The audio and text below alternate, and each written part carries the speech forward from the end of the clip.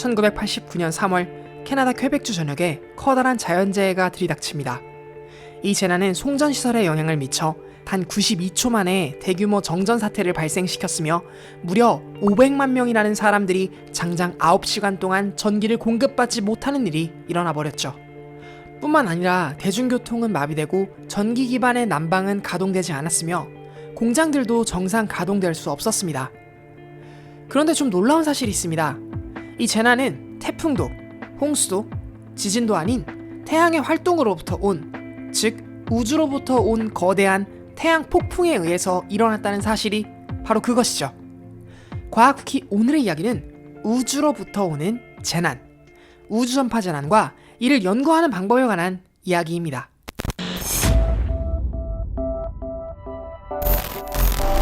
전기 문명을 살아가는 우리들에게 있어 이 정전이라는 현상은 꽤나 큰 손실을 불러일으킵니다.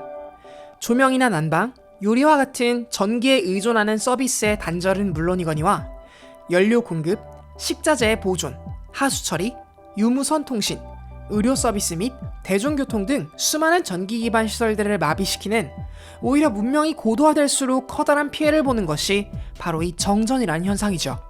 앞서 살펴본 캐나다 퀘벡주 정전 사태는 지진이나 산사태와 같은 물리적 재난이 전기 공급 시설에 직접적인 파괴를 일으켜 발생시킨 것과는 다르게 태양의 격렬한 활동에 의해 간접적으로 시스템이 망가진 사례라고 볼 수 있는데요.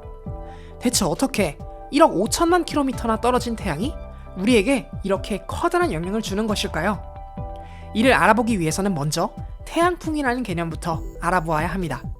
1958년 천체 물리학 저널에 실린 한 논문에 아주 기묘한 주장이 등장하게 됩니다. 그 논문의 주인공은 미국의 천체 물리학자였던 유진 파커. 당시 30세였던 파커 교수는 태양의 코로나 현상이 발생하는 원인에 대해 태양 내부에서 전하를 띤 입자들이 무수히, 그것도 지속적으로 태양 밖으로 튀어나오기 때문에 발생한다고 주장하였습니다. 그러나 이 논문의 내용은 학계로부터 쉽게 받아들여지지 않았습니다. 그도 그럴 것이 그러한 주장을 했던 당시 그는 무명의 과학자였던 데다가 당시 수많은 천체 물리학자들은 우주 공간이 아무것도 없는 진공 상태라고 너무나 당연하게 여겼을 때였거든요. 게다가 논문이 나온 그 해까지 전 세계를 통틀어 위성이라고는 스푸트니크 1호 외에는 우주로 보낸 탐사체 자체가 없었고 발사에 성공한 스푸트니크 위성마저도 그 어떤 관측 장비도 탑재되어 있지 않은 상태로 우주로 날려보내졌기 때문에 실제로 우주가 어떤 상태인지 직접적으로 알 길이 없었기에 이러한 주장이 쉽게 받아들여질 리 없었습니다. 그러나 그는 좌절하지 않았습니다. 파커 교수는 당시 선배 교수이자 영국 왕립 천문학회로부터 나름의 명성을 보유하고 있었던 천체 물리학자 찬드라세카르 박사에게 도움을 구했습니다. 그의 간절함 덕분이었을까요? 결국 논문 속에 실린 태양 내부에서 입자가 튀어나온다는 전제를 받아들이지 못했던 논문 검토위원들의 마음을 찬드라세카르 교수의 도움을 통해 움직일 수 있었고, 사실상 전제를 받아들일 수 없었던 것뿐이지 논문 자체에는 오류가 없었던 이 논문이 드디어 세상에 공개되게 되었습니다. 이 입자들의 존재는 결국 논문이 공개된 지 4년 만에 발사된 나사의 금성 탐사선 마리너 2호를 통해 확인되게 되었고, 유진 파커는 자신의 논문 속 주장이 사실이 되는 순간을 맞이하게 되었죠. 이것이 바로 태양으로부터 방출된 텅 빈 우주 속에서 무수히 날아다니는 하전 입자들의 바람, 태양풍입니다. 이 발견을 기리는 의미에서 2년 전 나사에서 태양 관측을 위해 발사된 위성 파커 솔라 프로브가 바로 이 태양풍을 최초로 예견해낸 파커 박사의 이름을 따서 명명되었지요. 이 태양풍은 태양의 활동에 따라 그 방출되는 양이 시시각각으로 변화하며 우리가 살고 있는 지구에 영향을 끼치게 되는데요. 바로 이 영향에 따라 발생되는 우주 환경을 우리는 우주 전파 환경이라고 부르고 있습니다. 다른 말로는 우주 날씨라고도 하죠. 이 우주 전파 환경은 태양으로부터 방출된 무수한 움직이는 하전 입자로부터 발생하는, 큰 틀에서 말하자면 일종의 전자기적 교란을 의미합니다. 움직이는 전하는 자기장을 발생시키고 그 자기장은 다시 전하의 움직임에 영향을 끼치기 때문에 지구상에서 임의로 만들어낸 전자기파 또는 전기회로를 기반으로 한 전력시설들에 커다란 영향을 줄 수 있습니다. 전기 문명을 살아가고 있는 우리들에게 있어서 과거 유무선 통신이나 전자기기들이 없던 시절에는 큰 영향을 주지 않았던 이 태양풍이 문명이 고도화되면 고도화될수록 커다란 영향으로 다가오게 되는 것이죠. 그렇다면 이 우주 전파 환경, 즉 태양풍으로부터 발생하는 우주 날씨를 결정하는 요소들에는 어떤 것들이 있을까요? 크게 전자기파, 고에너지를 지니고 있는 입자들, 그리고 지구 자기장의 변화가 있습니다. 이런 우주 날씨를 일으키는 아주 큰 요인으로서 흔히 플레어라고 알고 있는 현상인 흑점 폭발 현상을 꼽을 수 있는데요. 주로 흑점이 복잡하고 크게 발달된 곳에서 이런 크게 반짝이는 현상들이 있는데 이거를 플레어 폭발이라고 하거든요. 반짝하는 현상.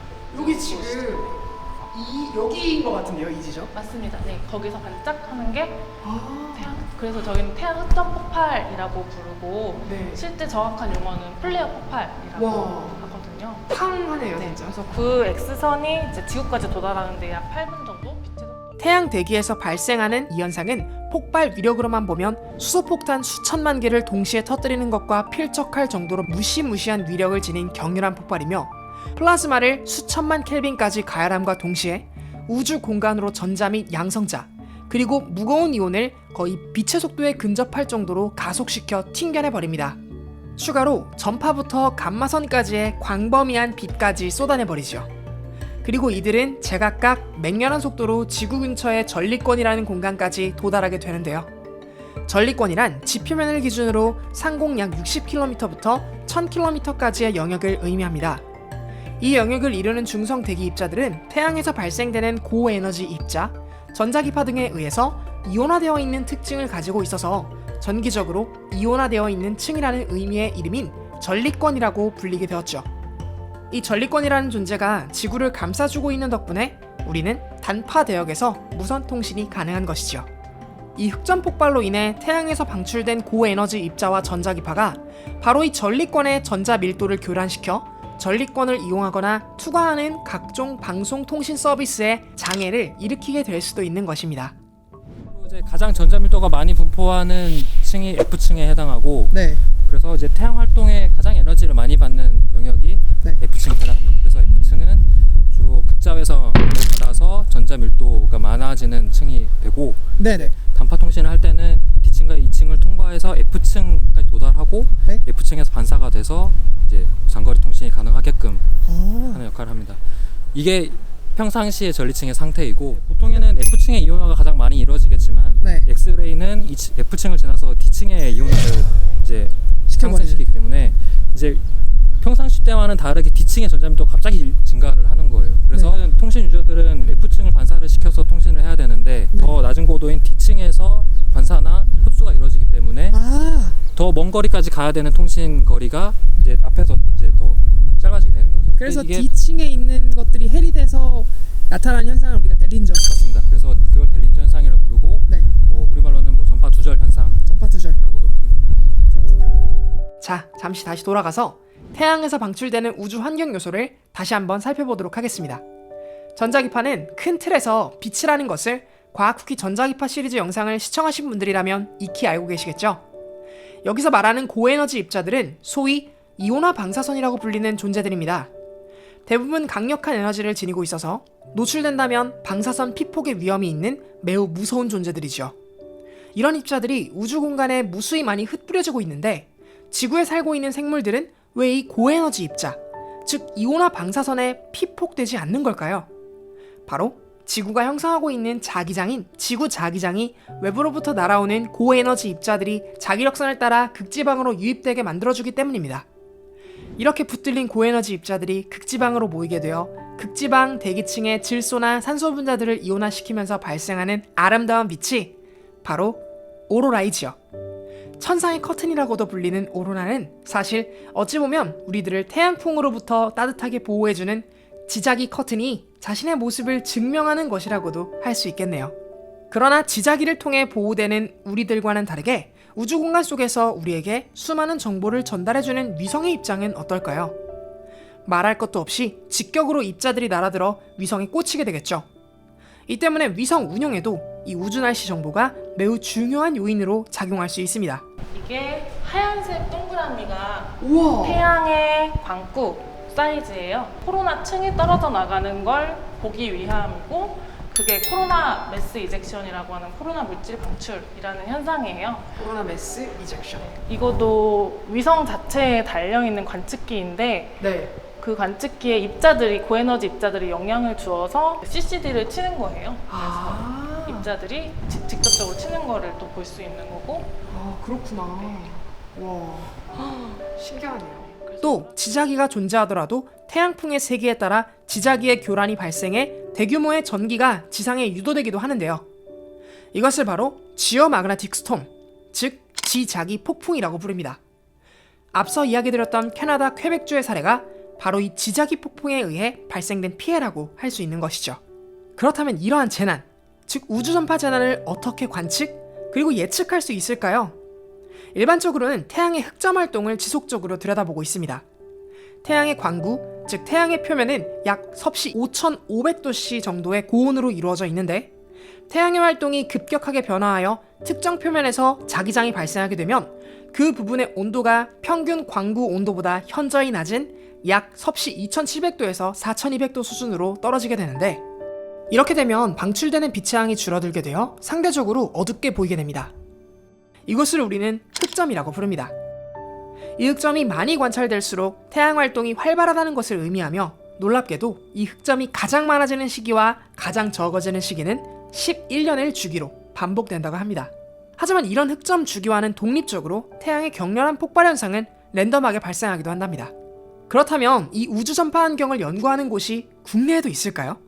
노력 끝에 과학쿠키는 과학기술정보통신부 국립전파연구원의 소속기관인 우주전파센터라는 정부기관이 제주도에 위치하고 있다는 것을 알게 되었고, 감사하게도 촬영 협조를 허가받아 기관에 방문할 수 있었습니다. 이곳에서는 앞서 이야기 나눴던 태양의 활동을 어떠한 방법으로 관측, 분석하여 예보하고 있을까요? 이 지금 태양 이미지들은 나사에서 올린 SDO 위성의 이미지들이고, 각각 동일하게 태양을 관측을 하고 있지만 색깔이 다른 이유는 서로 다른 필터를 이용을 해서 보고자 하는 영역이 다르기 때문입니다. 그래서 예를 들어서 순차적으로 보시면 이게 태양의 가장 표면을 볼 수 있는 거고, 그 다음으로 이제 자기장 구조를 볼 수 있는. 네. 그리고 마지막으로 이 노란색 이미지들은 그 태양의 대기층인 코로나 영역을 관측하는 용도로 활용을 하고 있습니다. 그래서 지금 코로나요? 노랗게 빛나고 있는 부분들이 코로나 지역이라고 하는 태양 대기라고 생각하시면 되고요. 까맣게 보이는 이런 지역들을 코로나 홀이라고 부르고요. 코로나 홀이요? 네, 말 그대로 이 코로나 대기층에서 구멍이 뚫렸다고 생각하시면 됩니다. 남극의 오존층에 구멍이 뚫린 것처럼 네. 이 태양 대기에도 이 코로나 지역에 구멍이 뚫린 지역을 이제 코로나 홀이라고 부르고, 네. 특히 이 지역은 태양풍이 뿜어져 나오는 지역이기 때문에 코로나 홀대 위치에 따라서 지구에 영향을 미치는 가능성이 매우 높습니다. 그래서 예를 들어서 이런 극지역에서의 코로나 홀 위치보다 태양 중화면에 코로나 홀이 있을 경우에 지구에 더 많은 영향을 미치게 되죠. 그렇기 때문에 우주전파센터에서는 코로나 홀들이 어디서 발생하는지, 그 위치는 어떻게 변하는지, 그리고 흑점들은 어떻게 변화하는지를 분석함으로써 최종적으로는 지구에 어떤 영향을 미치게 될지 미리 예측, 그리고 예보할 수 있는 것이죠. 그렇다면 실제적으로 태양에서 날아오는 입자들, 즉 태양풍의 속성을 우주전파센터에서는 어떻게 모니터링할 수 있을까요? 그 태양풍 속도와 그리고 태양풍에서 그 입자들의 밀도 같은 이제 태양풍 기본적인 물리량을 측정하는 거는 지구와 태양 사이에 그 라그랑주 포인트인 L1 포인트, 중력이 이제 상쇄가 돼서 이제 정제해 있는 것처럼 운영할 수 있는 L1 포인트에 에이스 위성이 있습니다. 그 에이스 위성에서 이 태양풍의 기본적인 속도, 그리고 밀도, 그리고 자기장 성분 값들을 이제 측정을 하고 있고, 네. 태양과 지구 사이에 있다 보니까 태양에서 뿜어져 나오는 물질이나 뭐 이런 정보들, 태양풍의 변화하는 정도를 먼저 에이스에서 감시를 할 수가 있습니다. 에이스에서 관측된 결과가 사실 실제 지구 자기장이나 지구 전리층에 영향을 미칠 때까지는 수시간 걸리겠지만, 네. 우선적으로 저희가 먼저 값이 튄다거나 값이 변화한다거나 그런 거를 위성 값을 통해서 먼저 살펴볼 수가 있어서, 네. 그걸 통해서 먼저 저희가 선제적으로 대응하고 예보를 하고, 네. 수요 기관들에게 이제 이런 경보 상황이 발생할 수 있으니 미리 조심하라라고 대비할 수가 있습니다. 그렇다면 이러한 정보를 습득하기 위해 우주전파센터가 들여다보고 있는 그 관측의 스케일은 어디서부터 어디까지일까요? 놀랍게도 태양부터 지구 전리권까지의 모든 변화를 모니터링하고 이 모든 데이터를 예보에 활용하고 있다고 합니다. 그리고 이러한 변화들이 전리층을 어떻게 교란시키는지도 항상 지켜보고 있죠. 결국에는 이 전자밀도층이 얼마만큼의 주파수를 반사시킬 수 있는지, 그리고 이 높이에 따라서 얼마만큼의 먼 거리를 공사시킬 수 있는지가 이제 결정이 되기 때문에 전리층의 특성에 따라. 맞습니다. 예. 그래서 저희가 전리층도 항상 관측기를 통해서 모니터링을 하고 있고 그렇기 때문에 저희가 단파통신 유저들, 아마추어 무선통신이나 햄 사용자들 그리고 군에서도 특히 이제 작전에 단파통신을 많이 사용을 하고 있기 때문에 그런 분들을 위해서 저희가 단파통신 예보 서비스도 같이 진행을 하고 있습니다. 문득 궁금한 점이 생겼습니다. 우리나라에서도 우주 날씨에 의해 나타난 커다란 재난의 기록이 있을까요?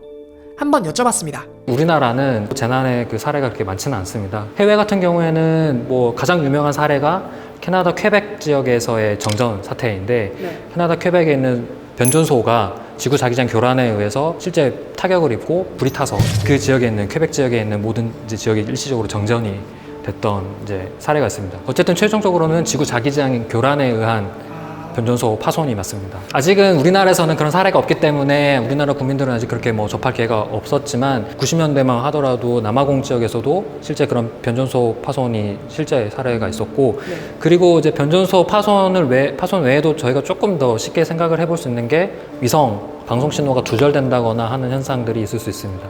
그렇다면 이러한 우주 날씨에 민감한, 다시 말해 수요가 높은 기관이나 단체는 주로 어디일까요? 기간 중에 가장 민원이 많이 들어오는 기관이 군부대이고요. 예. 훈련을 하다가 통신이 안 됐을 때 이제 그런 문의사항 같은 게 많이 들어오기도 하고 햄 통신 하시는 분들도 많이 이제 문의하십니다.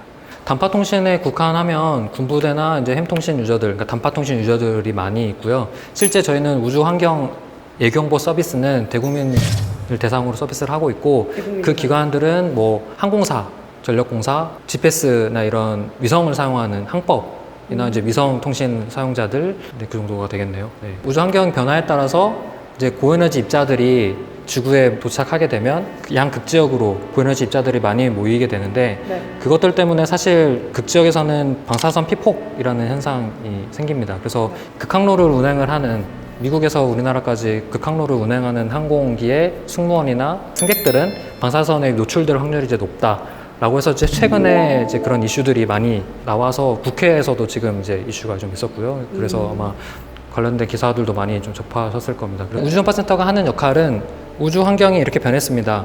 태양성 폭발에 의해서 고에너지 입자들이 유입이 될 가능성이 높기 때문에 지금부터 향후 이틀 동안은 극항로 운행을 자제해 주십시오라고 저희가 항공사에 미리 연락을 하게 됩니다. 그러면 이제 항공사는 조금 이제 비용적인 연료는 조금 더 들어가더라도 이제 극항로를 운행하지 않고 더 아래 고도로 운행을 해서 방사선 피폭량에서부터 좀 최소화하는 이제 항로를 선택을 하게 됩니다.